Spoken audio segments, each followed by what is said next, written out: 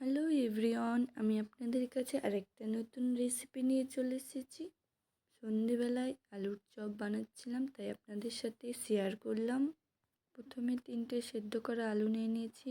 এবার কড়াইয়ে হালকা একটু করে তেল দিলাম, তাতে কাঁচা জিরে আর শুকনো মরিচ ভেজে নিলাম হালকা করে। এবার আলুগুলো দোকানের মতন করে ম্যাশ করে নিলাম, হালকা হালকা করে 2 মিনিট নেড়ে নেব। তারপরে এবার হালকা করে স্বাদ মতো লবণ, হলুদ গুঁড়ো, জিরে গুঁড়ো, লঙ্কা গুঁড়ো সব সামান্য মতো দিয়ে দেব। একটু সামান্য স্বাদ করার জন্য এবার গরম মশলা দিয়ে দেব। দেখছেন, এবার আস্তে আস্তে নেড়ে নেব যতক্ষণ না কড়াইয়ে ছেড়ে আসছে, ততক্ষণ ভাবতে হবে হয়ে গেছে। কড়াই ছেড়ে আসলে এবার রেডি হয়ে গেছে পুরটা। এবার একটা থালাতে তুলে নেব। দেখছেন বন্ধুরা, তুলে নিয়েছি। এবার ঠান্ডা করতে দিতে হবে। এবার এইভাবে ঠান্ডা করতে দিতে হবে 2 মিনিট মতো। এবার হালকা একটা বাটিতে বেসন নিয়ে নিয়েছি, তাতে সামান্য বেকিং সোডা নিয়ে নিয়েছি, লবণ, হলুদ গুঁড়ো, লঙ্কা গুঁড়ো, জিরে গুঁড়ো, সামান্য কালো জিরে দিয়ে দিব।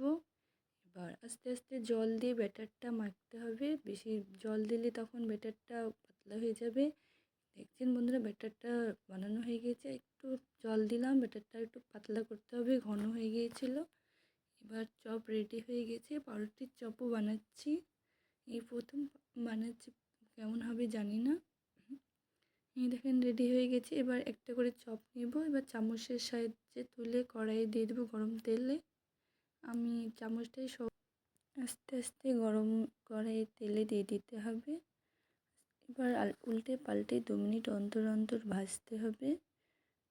চামচে সুন্দর দেওয়া হচ্ছে দেখেন হাতের থেকে, তবুও আমার কাছে চামচে বেটার পড়ে যাচ্ছে। ফার্স্ট টাইম বানাচ্ছি না চপ, তবুও দেখি ট্রাই করে দেখলাম কেমন হচ্ছে।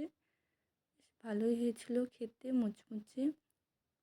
উল্টে পাল্টে 2 মিনিট অন্তর অন্তর ভেজে নিতে হবে চপগুলো। তো ব্রাউন কালার হতে লেগেছে। এবার আবার উল্টে দেবো। ভাজা হয়ে গেলেই তুলে নিতে হবে চপ। তো ভাজা হয়ে গেছে, আর 2 মিনিট ভাজলেই হয়ে যাবে। এবার তুলে নেব। এই দেখেন বন্ধুরা, তুলে নিয়েছি। লাল হয়ে গেছে চপগুলো, খুব সুন্দর মুচমুচে হয়েছিল। একটা থালাতে তুলে নিয়েছি।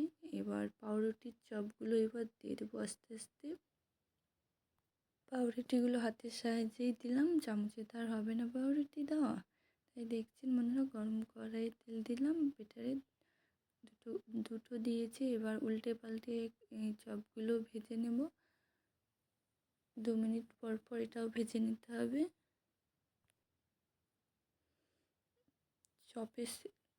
পাউরুটির চপগুলো একটু ঝাড়া ভাড়া হয়ে গেছে দেখছেন।